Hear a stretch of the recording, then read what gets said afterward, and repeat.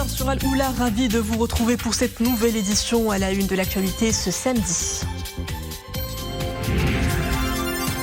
Rétablir l'équilibre des chaînes de production, une mesure qui s'impose au moment où la stratégie Génération Green pâtit de l'impact de la sécheresse et de la hausse des prix des intrants agricoles. Comment préserver cet équilibre et donc alléger l'impact de la hausse des prix sur les citoyens? Ces questionnements ont été au centre de réunion entre le chef du gouvernement et les professionnels du secteur. En ce mois béni, les élans de générosité prospèrent. Certains sortent du lot. Je vous parle du Ftour du cœur et des sens organisé hier à Marrakech. Un moment de partage qui a réuni quelques 1200 convives autour d'une table géante. Une action solidaire dont les recettes seront reversées aux enfants en situation difficile. Puis vous aurez rendez-vous avec l'escale culturelle du samedi. Nous vous proposons une visite dans le temple de la mode traditionnelle. Ça se passe à Casablanca, une exposition de tenues Beldi qui donne à voir des collections de capes, gandouraj, djellaba et babouches faites par des mains d'artisans malem qui perpétuent les traditions pour sublimer un artisanat ancestral. Bonjour, le chef du gouvernement incite les professionnels de l'agriculture à veiller à l'approvisionnement permanent du marché national et à la préservation de l'équilibre des chaînes de production réunies. Aujourd'hui, les chaînes de production ont été impactées par la hausse des prix des intrants agricoles, la sécheresse ainsi que par les répercussions de la pandémie du Covid-19. Comment veiller à l'approvisionnement permanent du marché national, à la préservation de l'équilibre de ces chaînes de production et à l'allègement de l'impact de la hausse des prix sur les citoyens?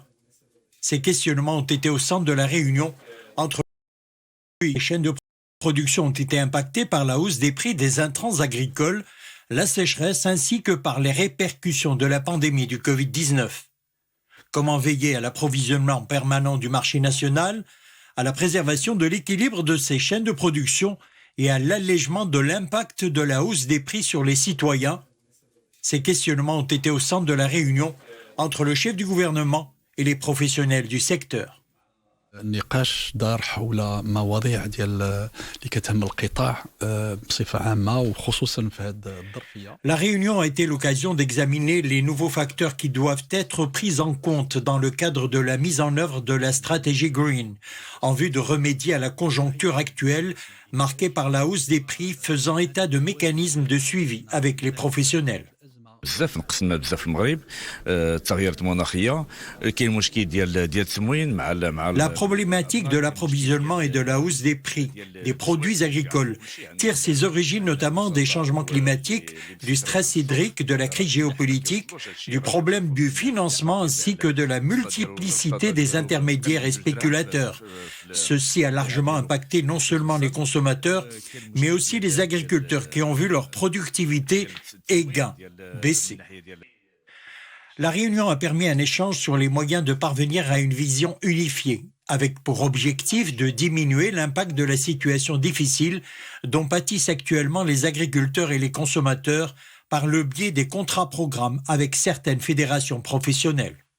Contrat-programme اللي هي موجودة واللي إن شاء الله توقع في المعرض ديال مكناس. Les contrats-programmes mis en place seront signés lors du prochain Salon international de l'agriculture de Meknès. Il s'agit de remédier aux problématiques actuelles, notamment celle de la hausse des prix des produits agricoles. Le gouvernement a très vite réagi pour remédier au problème de la taxe sur la valeur ajoutée, résoudre la question du stress hydrique, avec notamment à la clé le projet de création de nouveaux bassins hydrauliques à Dakhla Tiznit. L'objectif est de parvenir à un équilibre entre l'offre et la demande, et également entre les produits destinés à l'exportation et ceux programmés pour le marché local. Les différentes parties ont convenu de tenir de prochaines réunions afin d'assurer le suivi de l'approvisionnement permanent du marché national en produits agricoles et baisser les prix des intrants agricoles. Direction Agadir à présent, la perle du Souss offre à ses habitants les plus gourmands une belle palette de choix de restaurants où il est possible de déguster de très bons ftours. Et l'engouement est au rendez-vous lorsqu'il s'agit de rompre le jeûne en dehors de son domicile. Une nouvelle tendance qui semble faire recette. Pour cela, les restaurateurs proposent des formules ftours adaptées à toutes les bourses. Reportage à Agadir de Yassine Amrani, Mohamed Hassan Mskour et Zakaria Moklim Billah. Des tables ramadanesques garnies de mets succulents et variés. La carte a de quoi séduire les pupilles avant les papilles. Pour le mois de Ramadan, le menu de ce restaurant d'Agadir est étoffé pour inclure de nouvelles recettes. Plats traditionnels et internationaux. L'offre est diversifiée pour satisfaire tous les goûts. L'avantage ici, c'est qu'il y a un peu de tout. Menu marocain ou international. Les enfants trouvent leur compte. Nous résidons en Belgique. C'est la première fois que nous passons le Ramadan au pays. C'est une bonne chose de changer de routine de temps en temps. En plus, l'ambiance est typique du mois de Ramadan. C'est une vraie bouffée d'air que de prendre le repas du ftour dans un nouveau lieu. L'occasion aussi d'échanger avec d'autres personnes. Le personnel met les petits plats dans les grands pour assurer un service de qualité. Chaque adresse rivalise d'ingéniosité pour attirer le plus grand nombre de clients. Nous varions les plats présentés, à commencer par les entrées, les plats salés, sucrés et les salades. C'est un buffet à volonté riche et varié, qui garde le cachet de la cuisine traditionnelle authentique. Nous y avons ajouté des plats de la cuisine asiatique et italienne, tout en préservant le rapport qualité-prix. Après 2 ans de léthargie due à la pandémie, le secteur de la restauration semble reprendre des couleurs et des saveurs. Pour les professionnels, le mois de jeûne est aussi une aubaine pour fidéliser une nouvelle clientèle. Et en voici un iftar pas comme les autres. Ça se passe au cœur de l'avenue la plus huppée de Marrakech. Tenez-vous bien, plus de 1200 couverts ont été ressortis pour servir une table longue de 500 mètres. Le ftour du cœur et des sens, une action solidaire organisée par l'association des restaurateurs de la wilaya de Marrakech en partenariat avec Emmavenue. Les recettes de cet événement seront reversées aux enfants de 6 associations partenaires. Un moment de grande générosité et de partage auquel nous invite notre équipe à Marrakech. Amina Allam, Hassan Mskour, le commentaire est de Nisrine Hamdawi.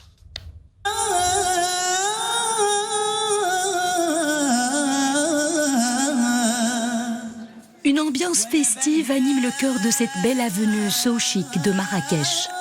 Du beau monde, des membres d'associations et des bienfaiteurs réunis autour d'une appétissante table de ftour de 500 mètres.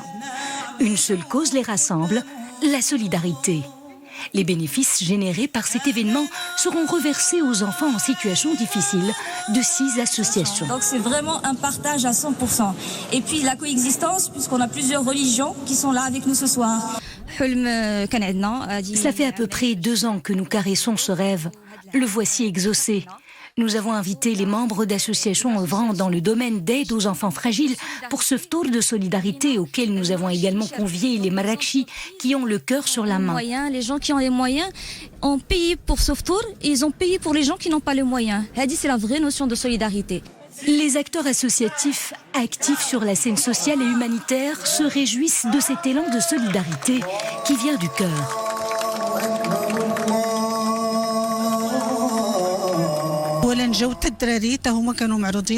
Même les enfants de notre association, que l'on appelle les enfants de la Lune, sont de la fête.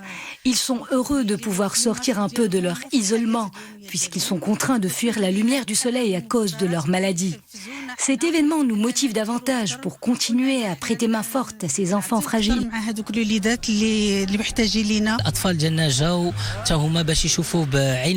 Les enfants de notre association sont contents et fiers de partager avec ce beau monde ce ftour collectif, le plus grand ftour d'Afrique, je pense. C'est un événement que nous saluons et nous sommes heureux d'être là pour une participation citoyenne. Ce qu'on appelle une participation citoyenne.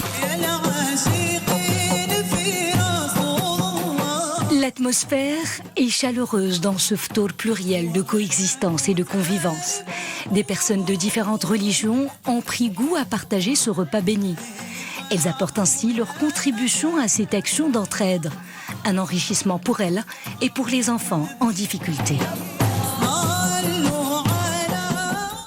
Nous quittons la ville ocre et son ambiance pétillante pour une toute autre échappée exotique. Le soleil y est généreux et le calme absolue. Je vous parle de Tarazout, une destination très prisée par les touristes nationaux et internationaux.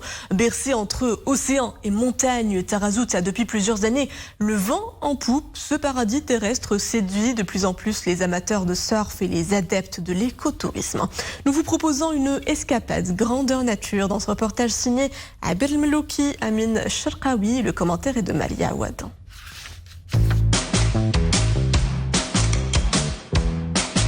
Célèbre dans le monde entier, Tarazout et son incroyable plage de 25 km, l'une des plus longues au monde, attire les touristes du monde entier. Paradis de tous les surfeurs, ce petit village de pêcheurs préservé n'a rien perdu de son authenticité. Les petites gargotes de poissons côtoient les grands hôtels et les échoppes d'artisanat.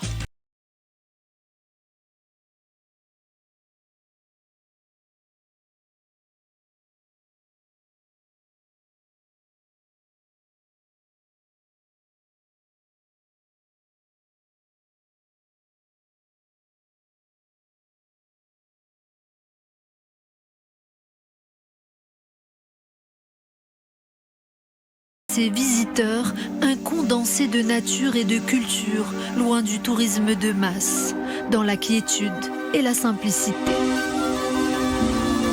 Non, à Tarazout, on avait entendu parler de cette ville qui était attractive et en fait, on est très agréablement surpris. On reviendra, tant pour l'accueil que pour les paysages. Élue meilleure destination au monde en 2022, Tarazout offre à ses visiteurs un exemple marocain de tourisme durable. Une manière de sauvegarder au mieux l'authenticité socio-culturelle de ce petit village d'un autre temps. Retour à Marrakech avec cette arrestation d'un individu soupçonné d'escroquerie contre des personnes désireuses d'accomplir le rite de la Omra.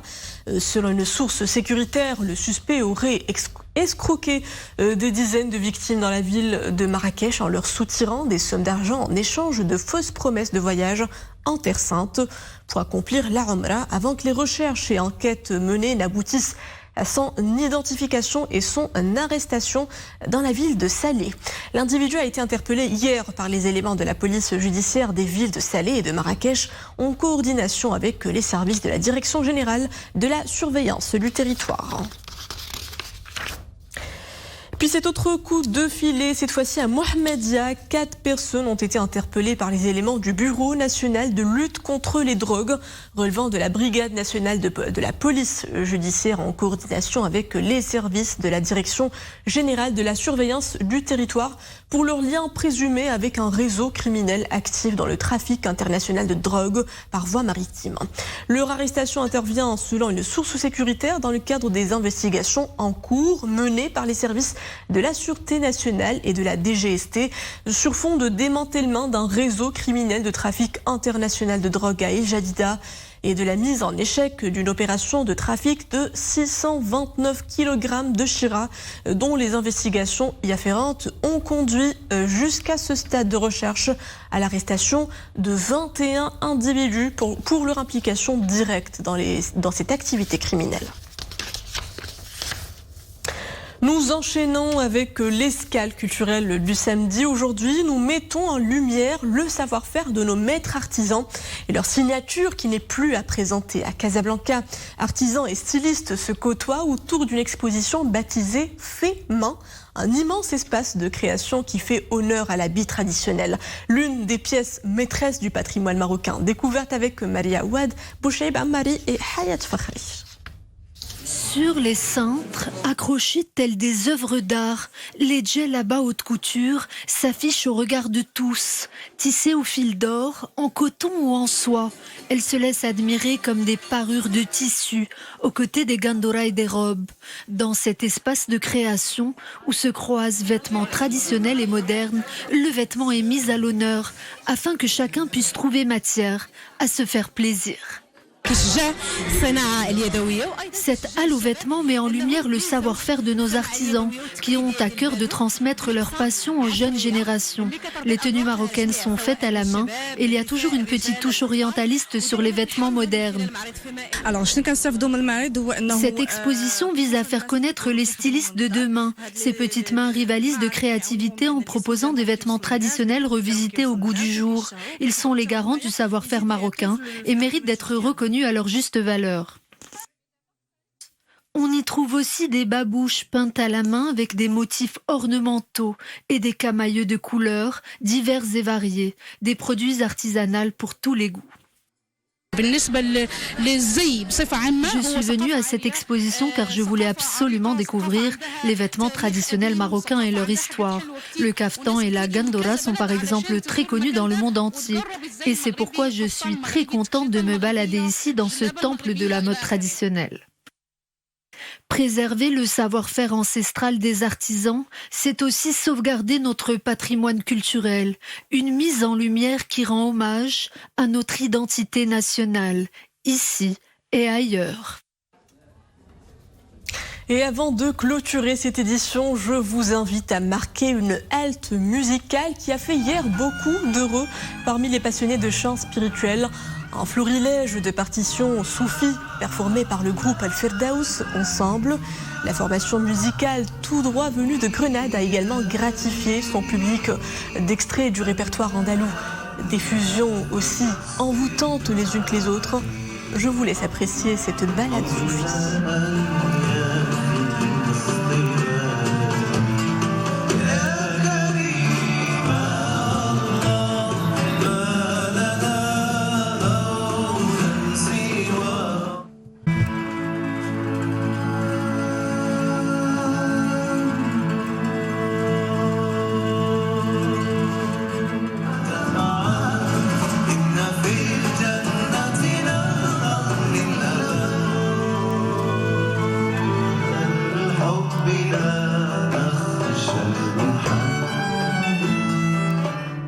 Et c'est sur ces belles mélodies que nous nous quittons. Tout à l'heure, retrouvez votre télédiario en compagnie de Nedal Bouhmala. À demain.